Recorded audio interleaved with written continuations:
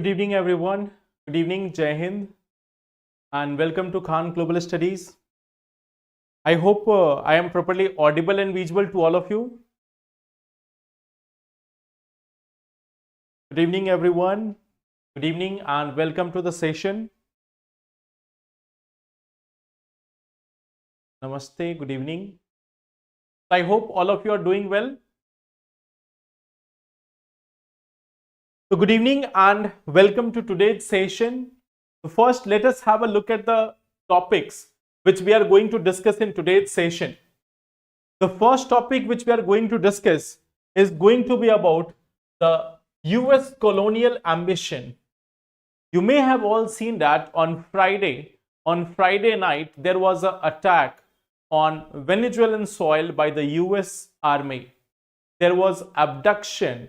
There was the abduction of the president of Venezuela. So we are going to see about this one issue. We are going to talk about this one topic.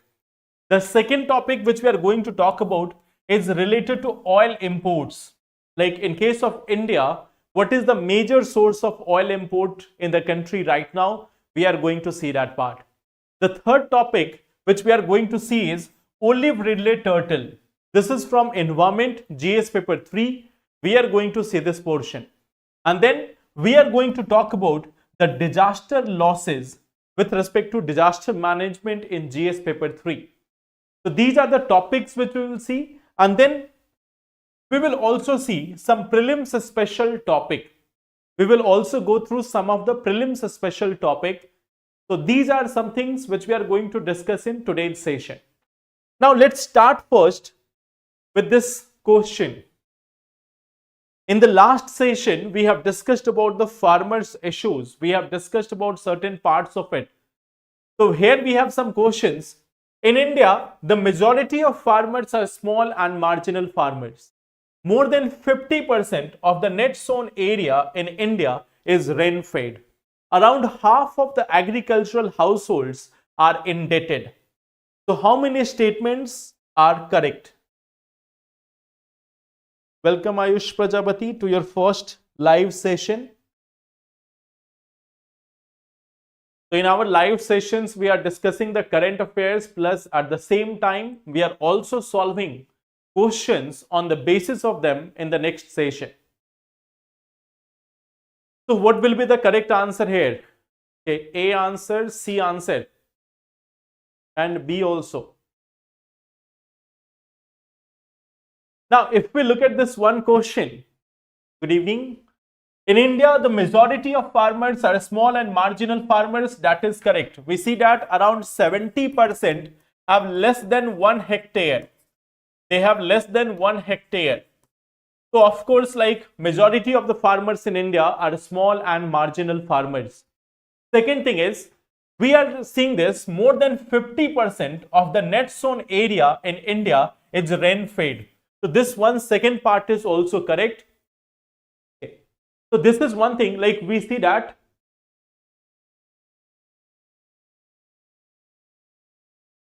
so here what we see that more than 50% of the net sown area in India is rain-fed. So that is correct part. Around half of the agricultural households are indebted. So this one is also correct. Around 50% of the Indian households are in a state of debt. So this is also true. So that's why the answer here will be option number C. That is all three. Test में 80% questions पढ़े हुए में से है, लेकिन एक ही बात बोल रहा है, more revision. Yes. So that's good that in your current affair test, if you are getting 80% of the question which you have already gone through, which you have already read, it means you have exhaustively covered current affairs. In the current affair test series, if you are having 80% topics covered, it means you are significantly having a better hold over those topics. So once you revise them, then it will be more than sufficient. So here what we see that all three will be the correct answer. Now here we have this one question. Consider the following statements. Madden-Julian oscillation is the prime factor responsible for monsoon in India. It is a weather pattern near the equator that moves eastward and influences rainfall and wind patterns. So here we have question number 2. Madden-Julian oscillation is the prime factor responsible for monsoon in India. It is a weather pattern near the equator that moves eastward and influences rainfall and wind patterns. In last session, we have discussed about this one also. So what will be the correct answer? D answer from Avnish. D answer, A answer. Okay. A option, D option, A option, A option, A option. I think most of the people are going for option number A. Why are you going for option number A? Tell me one thing. How is Madden-Julian oscillation the prime factor responsible for monsoon in India? How it is the prime factor? It is one of the factor. It is one of the factor which influences the monsoon, but it is not the prime factor. The prime factor can be ITCZ. The prime factor can be the low pressure, the differential heating of land and water, the southwest monsoon winds. They can still be considered as the prime factor. Even the jet streams can be considered as a prime factor. But how come the Madden-Julian oscillation is prime factor? So it is not the prime factor. The second one is correct. So answer here will be option number D. Statement 1 is correct, 2 is correct. How many of them are part of BRICS? Ethiopia, Iran, Indonesia, Egypt. How many of them are part of BRICS? Here we have the first option, that is Ethiopia, Iran, Indonesia, Egypt.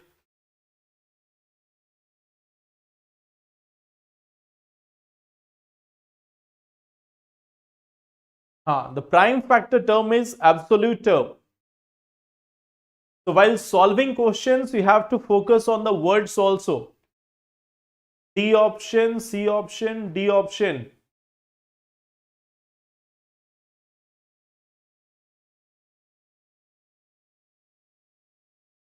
D option, C option.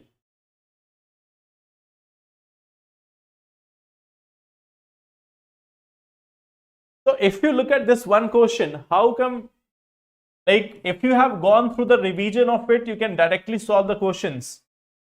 If you have gone through revision of it, you can directly solve this one question, all four.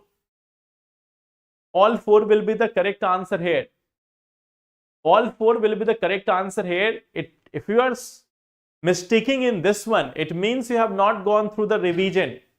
Revision is a very crucial part of it. If you are not revising, then answers will be wrong. So here the correct answer will be option number D, that is all four. Now here there is a very important thing. We have this UPSC prelims crash course which is going to start from 12th of January. So it is for UPSC prelims 2026. And today at 8 p.m. we will have a discussion about it. Today at 8 p.m. on the same channel, we are going to have a discussion about this, that what we are going to do in this crash course. I will also share with you that in the past, how we have given this approach to the crash course in the last year. So last year also we have got the crash course and the results were quite good. Many questions from our crash course were there directly in the examination. So today at 8 p.m. we will be discussing about this crash course. Okay. The batch is going to start from 12th of January. That is next Monday.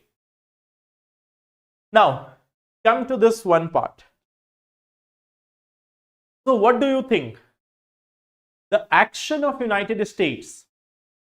What do you think about the action of United States where the US president has not only ordered for abduction of the Venezuelan president, but at the same time, he has been doing a mocking of the entire Venezuelan government simultaneously. The question thought that is BCCI is declared as a state. No, first thing is Prince Roshan. First thing is that under Article 12, there is no such mention of BCCI or SBI or any other institution. On the basis of Article 12, certain institutions have been declared as state, some of them has been declared as not as a state.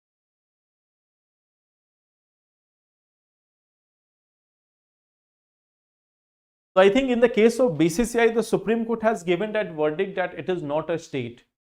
Perhaps this is the case, but you will have to check for it specifically. There was a case related to BCCI in which there is a judgment of the Supreme Court. I guess that is perhaps that it is not considered as a state, but you will have to check it once. Now, if we talk about this Venezuelan attack, you can see this one thing, like not only that they have captured the Venezuelan president, they have also been making mockery of this event. They have also been making mockery of this event. So Venezuelan president has been abducted by the US forces. Of course, US is more powerful. US is more powerful than any other country of the world right now. It has more military power. It is more capable than most of the country right now. But at the same time, it has always been in hands of those people who think that they have this responsibility to make the entire world right. And whatever they consider wrong, they think that is wrong. So think about this, a Venezuelan president is going to be indicted on US soil. Means if you have power, you can capture anyone from anywhere and then you can say that he will be prosecuted in US soil. So this is one thing. If any other country is doing this, like if any other country of the world will do anything like this, US will say that no, it is like you have to do with peace, you have to do with that. When Operation Sindoor was being conducted, US was all of a sudden so much concerned about humanitarian crisis. In sieging the area around this Venezuelan president house, they have killed more than 100 plus civilians. They have killed more than 100 plus civilians in that area, and then they have captured the Venezuelan president. So this is not the first time. You will find that earlier also there was this Operation Just Cause. Operation Just Cause. And in this case also, at that time what we see that, like, there was invasion of Panama for the purpose of removing the General Manuel Noriega. Okay. So for removing General Manuel Noriega, there was again invasion of Panama. So in the past also, US has done it. Now US has also given a threat. US has already given a threat, that is to Mexico. Okay. US has given this threat to Iran also. US has given this threat to many other countries of the world. Now at this time, what is the global reaction? What is the global reaction? Okay. So here there is the, like, from the UN secretary, okay, there is this one thing that US actions in Venezuela constitute a dangerous precedent. That is the only comment.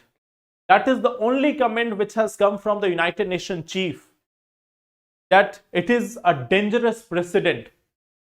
Then what we see that he is deeply concerned that rules of international law have not been respected, and even there is a meeting of Security Council. There is going to be a meeting of Security Council also for this purpose. But again, as you know this, when we talk about United Nations Security Council, there is going to be 5 members. There is going to be 5 members. And if you look at them, united, in that we have US, we have UK, we have France. At the same time, we have Russia and China. So they all have the veto power.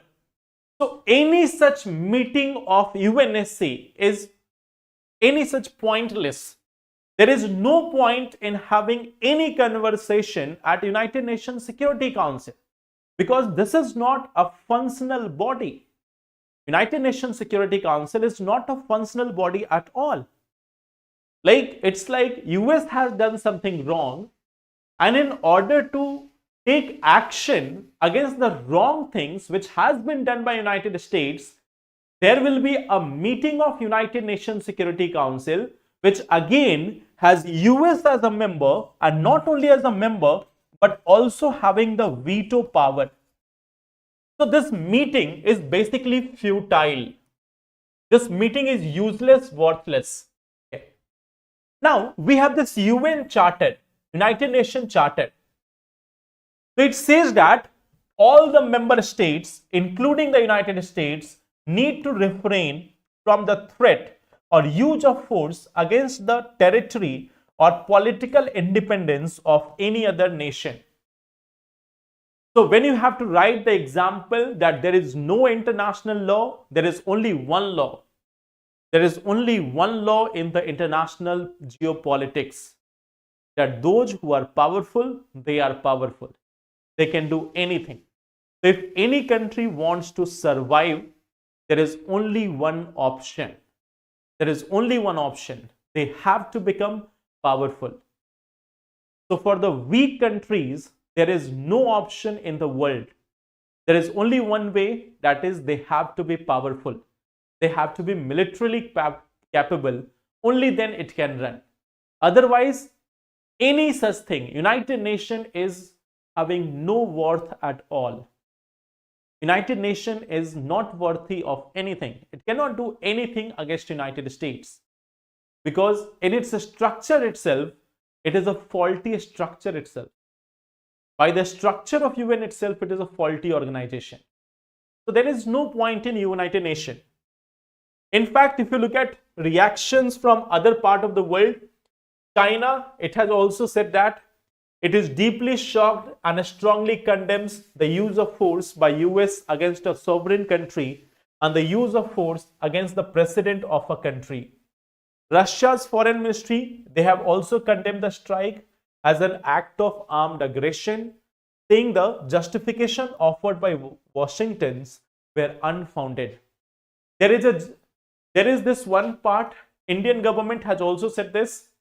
Recent developments in Venezuela are a matter of deep concern. We are closely monitoring the evolving situation. India reaffirms its support to the well-being and safety of the people of Venezuela. We call upon all concerned to address issues peacefully through dialogue, ensuring peace and stability of the region. Okay. So in fact, if you see, all the countries of the world will make statements, but the real fact is that in case of Venezuela, now there is going to be control of United States. And why United States has taken control over Venezuela? It is just a colonial mindset. They know that Venezuela has huge amount of oil reserves. There is one simple thing. Just look at the pattern. In the case of Iraq also, in the case of Iraq, why there was an attack on Iraq? There was attack on Iraq for the oil. There is attack on Venezuela for the oil. There is problem in Syria because of oil. All those countries of the world which are weak, and at the same time, if they are having some strategic reserves, having some significant reserves, they are being threatened by countries such as United States. So generally, when we talk about the budget of India, when we talk about the defense budget of India, and many people argue this, that why we are spending so much, why we are spending so much on defense, why we are not spending on schools, why we are not spending on health, why not in education, why we are spending so much on defense. I think this is the answer. If you are not powerful, there is no health, no education.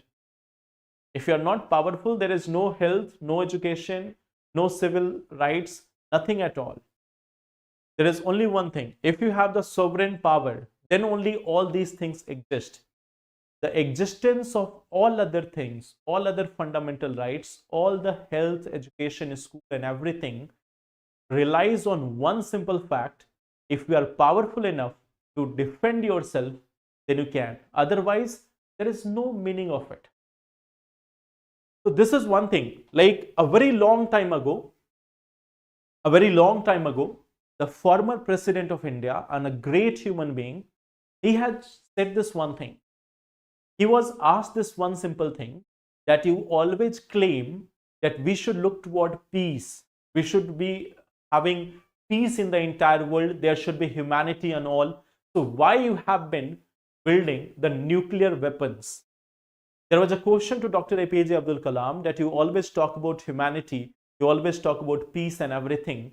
So why you have created these nuclear bombs, the atomic bombs, which are a threat to the entire humankind? So this was his reply, that unless India stands up to the world, no one will respect us. In this world, fear has no place.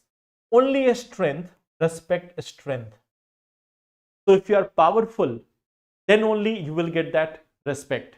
There is no respect without power. So there is no respect without power. So it's not that ideal world where humanity and ideal things are the demand of the hour. This is not a fantasy world. This is not an ideal world. The world is very much cruel. And in that cruel world, there is only one solution. You have to be powerful enough in order to fight against others. So for any country, survival comes through this. So all those expenditures of defense, all those things become justified through these actions in the world. That is the first topic. Okay. Now see the oil imports in India. The oil imports. For some time, the Russian oil import in India has been declining.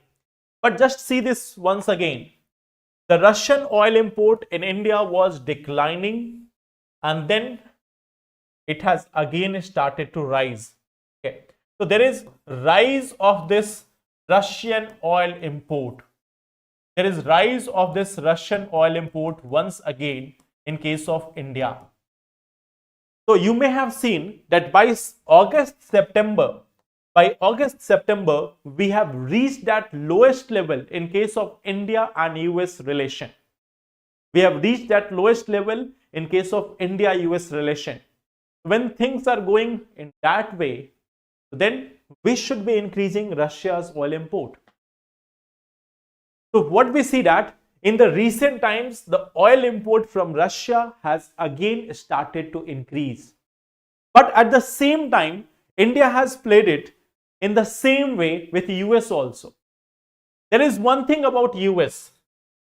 US is always about benefit, profit. Benefit, profit. That is what US always requires. This is one thing for you which US can do anything. If you give sufficient amount of money to US, they will sell their own country. If you give them sufficient amount of money, they will sell their own country. So that is for US. That is true for US. They can do anything for money, for resources. So here what you can see that in the recent times, we see that again the rise of oil import from US also. From US also. So there is rise of oil import from US also. You can see it was rising. Then again in August and September it has declined. In August it has declined. September, October it was on lower side. But in November 25 it has again risen up. When we look at the main sources of oil in India, first one is Russia. This is at number 1. Second, you can see Iraq. Third is Saudi Arabia. Fourth is UAE. And the fifth is US. Okay. So these are the main sources of the oil. These are main sources of oil in case of India. 33% that is Russia. So majority of oil in India is coming from Russia. Then it comes from Iraq. Then it comes from Saudi Arabia, UAE, and then USA.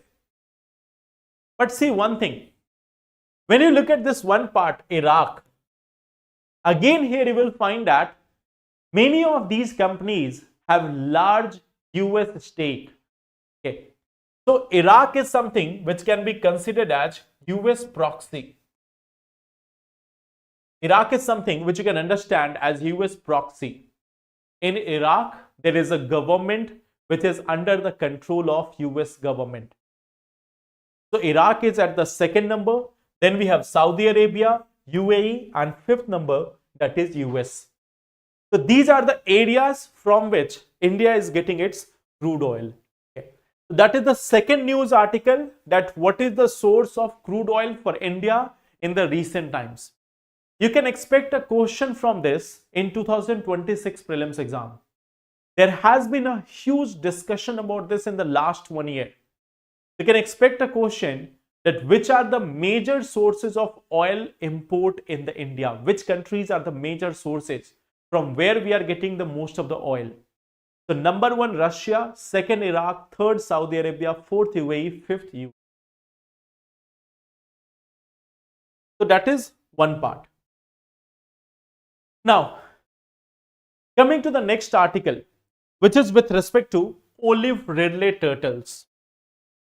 So what do you know about this one? When we talk about olive Ridley turtles, what do you know about this one thing? Olive Ridley turtles.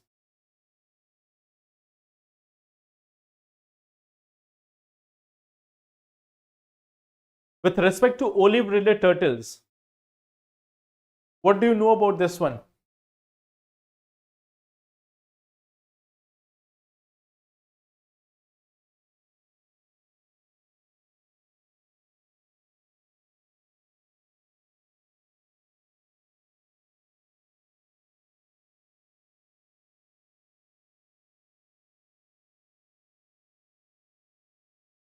Endangered species. Are you sure about that? Olive Ridley is endangered. Odisha beach, okay? Odisha beach, it is quite famous. At the Odisha coast, there is a mass nesting site also.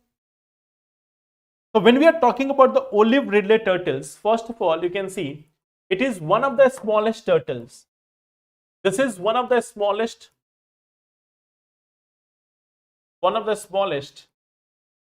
marine turtles. It is one of the smallest marine turtles. So that is the first part. It is one of the smallest marine turtles. When we look at this, it is famous for, this one is famous for mass nesting activity. Mass nesting activity. And this is called as Aribada. Aribada. But remember one thing, just to give you an idea, that some of you have said that it is like endangered. Remember one thing, per year there is birth of more than crores of new olive Ridley turtles. So this is not going to be endangered. In recent times, its population has been declining somewhat, and at the same time there is a threat to the mass nesting habitats of this olive Ridley turtle, but this is not endangered. When we talk about this in the IUCN, it has been kept at vulnerable. It has been kept as vulnerable. So it is not endangered. It is not endangered. It is vulnerable. When we talk about its location, in the world, you can see this one thing. From the parts of Central America to the parts of South America, from the portions of Africa to the portions of India, and even up to Indonesia and Australia, these are the locations. These are the locations where you can find this. So mostly in the tropical waters. From Pacific Pacific to Atlantic to Indian Ocean. In all these locations, you will find the presence of olive Ridley turtles. So across this entire area, you will get this olive Ridley turtles. So it is not limited to one area. It is something which is spread over large parts. When we talk about this, it has got a lifespan. This has also got a lifespan of near about 50 years. It has got a lifespan of near about 50 years. And in case of India, you can see some areas are quite famous. In case of India, some areas are quite famous. Like we have the Gahir Matha beach. Gahir Matha beach. This is one of the area which is quite famous. Okay. It is part of the Bhitarkanika National Park. It is part of the Bhitarkanika National Park. Second thing which we can see this, it is also there in Rushikulya River and Devi River. Rushikulya River mouth, and same way Devi River mouth. So at the mouth of Rushikulya River and Devi River, you will also find it. Then of course in Andhra Pradesh, in Tamil Nadu, in case of also parts of Andaman and Nicobar. So in all these areas, these are the prominent locations in Odisha. These are the prominent locations in case of Odisha. Just 1 second, where did it go? In prominent locations of Odisha, you will find that we have the presence of these olive Ridley turtles. All these locations are there in Odisha. So it is found mainly in the tropical waters. Somewhat, yes, somewhat you can say that. Somewhat in the parts of like, somewhat it can also be there in parts of the subtropical waters, but mostly the tropical waters. This is where most of the olive Ridley turtles are found. Now, if you look at them, they are shy in nature. They are shy in nature. But remember one thing, they are shy in nature, but one single female can lay up to 150 eggs. Okay. So if we look at this, one single female can lay up to 150 eggs. Okay. One single female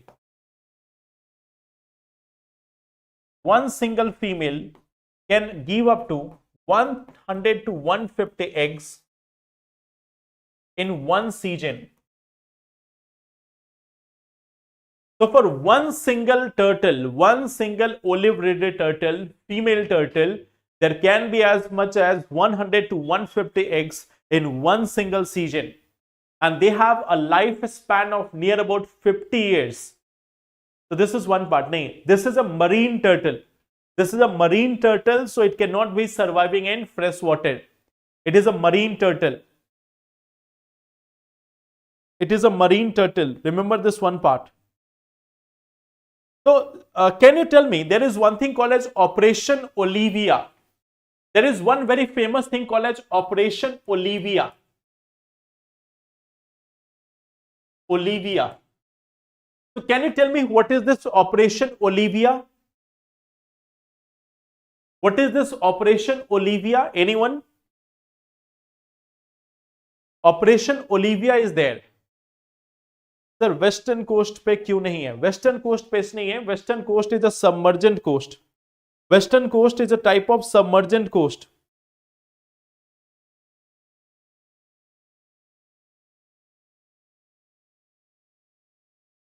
So western coast is type of a submergent coast. There is no such beaches like the eastern waters.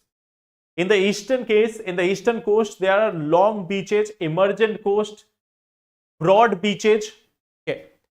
So yes, we have this Operation Olivia, which is like conservation initiative. That is correct. It is a conservation initiative, And this conservation initiative is of Indian Coast Guard. Indian Coast Guard. So this is a conservation initiative of Indian Coast Guard. So Indian Coast Guards have started this conservation initiative called as Operation Olivia. So to protect this olive ridley turtles, we have this Operation Olivia. So remember this one part, our olive ridley turtles are quite famous. Their locations also you can see across the world. Their locations in India also you can see. Their nature also you can understand. Now tell me one thing, in Wildlife Protection Act, in which schedule they are likely to be mentioned? In this case of Wildlife Protection Act, in which schedule we can find the mention of olive ridley turtles? In which schedule we can find them? In which schedule of this Wildlife Protection Act we can find this olive ridley turtles?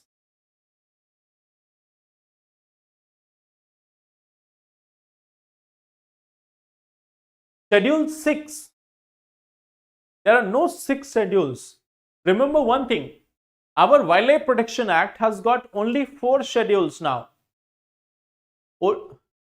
Our Wildlife Protection Act has got only 4 schedules now. 6 schedules is a matter of past. Before 2021, there were 2021-22, there was around 6 schedules. There were 6 schedules as part of Wildlife Protection Act. But after the 2022 amendment, there are only 4 schedules of Wildlife Protection Act. So remember one thing, this is part of Schedule 1. This is part of Schedule 1 of Wildlife Protection Act. So it is highly protected species of India also. Now, coming to the 4th topic, disaster losses. In CITES also it is there in Appendix 1. So at international level also it has been given the protection. At international level also it has been given protection. And today we will talk about one very interesting article with respect to this as part of prelims special topic. We have a very important topic here in the prelims special section which we are going to see today. But first, let us see this disaster loss. There are certain data. Just look at this. This is a data of this disaster in Asia. Disaster in emerging Asia.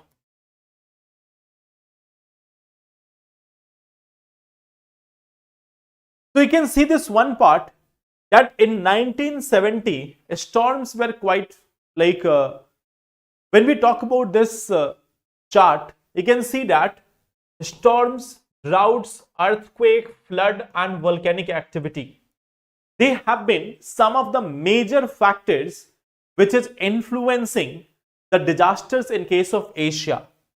Just see this one thing. Just look at the 2 countries, China and India. Just look at 2 countries here, China and India. Okay. So here it is showing the disaster between 2000 to 2024. There you will find that in case of India, flood. In case of India, flood plus a storm and plus others. They are the major factor. They are the major disasters in case of India. There has been roughly around 300 plus occurrences with respect to flood plus storm of near about $700 billion. $700 billion due to disasters. In the past, it was somewhat less than 600 billion. Less than $600 billion. And in 1980 to 1994, it was less than $200 billion. So what we see that in the recent times, in the last 14 years, This is the loss which is there for Asian countries. Okay. So Asian countries are facing enormous loss due to disasters in the recent times. So this is one fact which you can quote in the answer. Like, just look at this one, another part, India. Okay. In case of India, climate related disasters are still on the lower side, but it is growing. You will find that hydrological problem and meteorological problem, they are the two major type of disasters for India. In case of India, hydrological plus meteorological, they are the two major types of disasters in case of India. So this is one thing which we see here. In case of India, between 1990 to 2024, they are the major ones responsible. Overall, you can see that overall there is loss of 0.4% of GDP. In case of India, there is loss of 0.4% of GDP. Okay. This is the annual loss. Every year we are having 0.4% loss of GDP because of disasters. In case of China, you can see that is further higher. In case of China, you can see that it is 0.7. In case of China, it is also 0.7. In case of Myanmar, you can see that they are losing something around 0.9. In case of like Indonesia, you can see they are also losing around 0.3%. India is there at 0.4%. This is the annual loss to our GDP. This is the annual loss to our GDP due to disasters. So disasters are becoming one of the major challenge for India. From this figure, you can like make some notes as part of your disaster management. Wherever you have made notes for disaster management, try to add some data, because in writing the mains answer, you will require these data.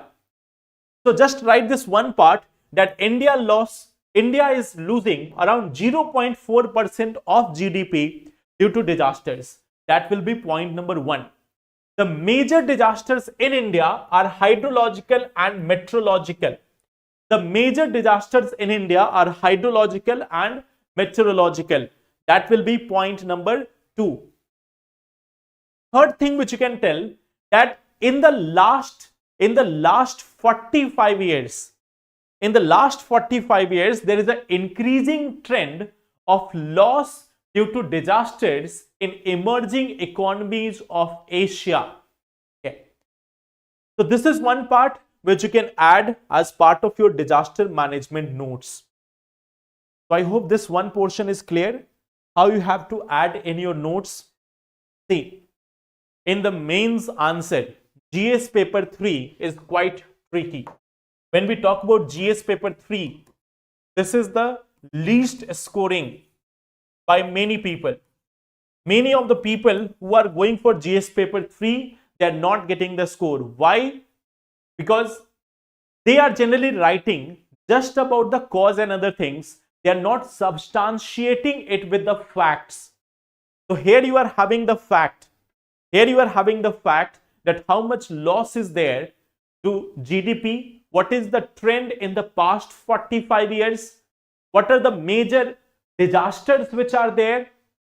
So this is something which you can write in your disaster management notes, and that will be the value addition which you need before the exam. So now come to this one part, the prelims special article.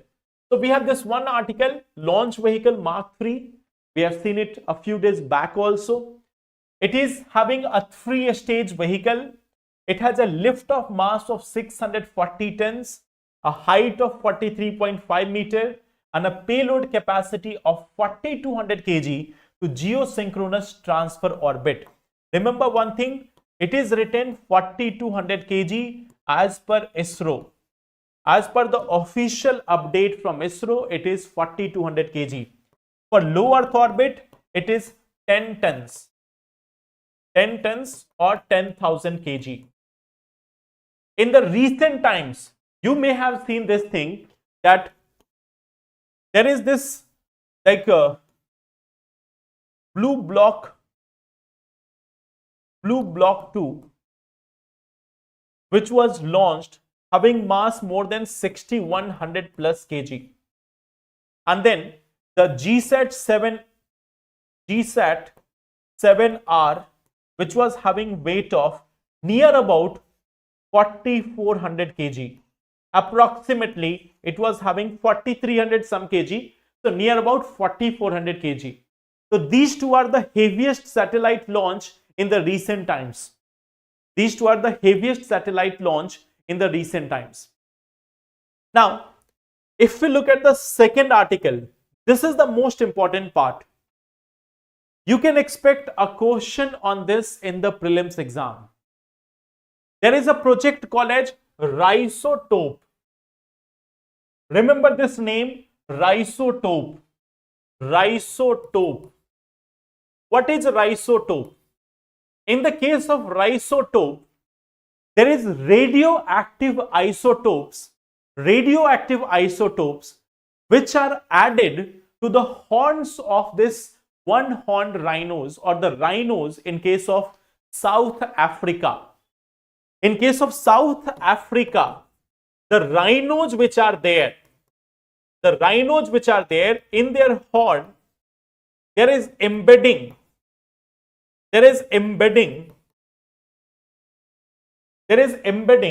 of radioactive isotopes. There is embedding of radioactive isotopes in the horn of these rhinos. Okay. So this is one thing which has been done by University of Witwatersrand, and it has been supported by International Atomic Energy Agency. So they have formally launched the Rhizotope project. So here you will find that embedding of radioactive isotope in the horns of rhinos. Now the question is, why they are doing this? For what purpose we are playing with the life of the rhinos? Why we are doing this? Because when there is embedding of the radioactive isotope, to the horns of these rhinos, then their hunting is reduced. So what we see that rhinos previously injected with the isotopes during Rhizotope test phase turned out unharmed. So the initiative has now been officially launched. Okay. So very tiny amount, the tiniest amount of radioactive particles in a rhino horn can be picked up by detectors at airports, harbors, and other international gateways. Okay. So there is the smuggling of the horns of the rhinos. There is a smuggling of the horns of the rhinos, and for this purpose there is poaching of the rhinos.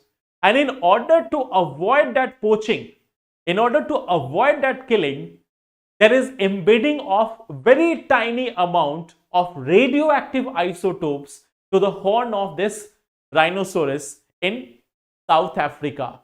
So Rhizotope project, you can expect a question on this in the prelims exam. So I hope, yes, that is anti-poaching initiative.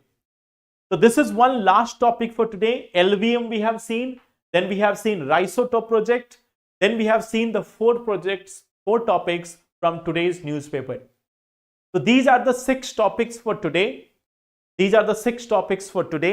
And this is one question for you, for which you can write the answer in the comment box. The question is this: which of the following is an artificial lake? That is question number 1. Second thing is, what are the major sites of rhinoceros in India? We have to give the answer for both of these questions. In tomorrow's sessions, we will also be talking about one-horned rhinos. We will talk about the one-horned rhinos in tomorrow's session also. So read a little bit about this one-horned rhinos. Tomorrow I would be asking questions on this. So this is one question for you. Yes, Neelu, please say. It is not harming rhinos. It is not harming rhinos. It is embedded in very tiny amount. So while it can be detected at airports or any other harbors, it is not harming the rhinos.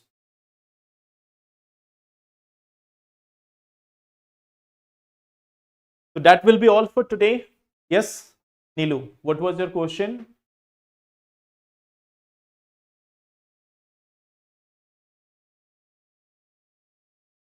So we will meet today at 8 p.m. also. We will be meeting today at 8 p.m. also for today. USA talks about democracy but follows dictatorship rule. So that is one thing. There is a very famous slogan in Hindi, very famous sentence in Hindi. जिसकी लाठी उसकी भैंस, जिसकी लाठी उसकी भैंस. So that's why. Is it necessary to read newspaper if taking current classes daily? Deepak, just this one thing, that if you want to improve your writing skill, if you want to improve your vocabulary, then you can go through the Hindu or Indian Express. Second thing, it will also help you to develop your approach of understanding topics. For information point of view, newspaper will not be required once you are doing the current affair classes. For information, you don't require it. But yes, for improving your understanding, for improving your vocabulary, for subtle improvement in your writing skill, you can still follow the newspaper. और इनको peace prize भी चाहिए. That will be all for today. Thank you everyone. Take care and all the best. Thank you.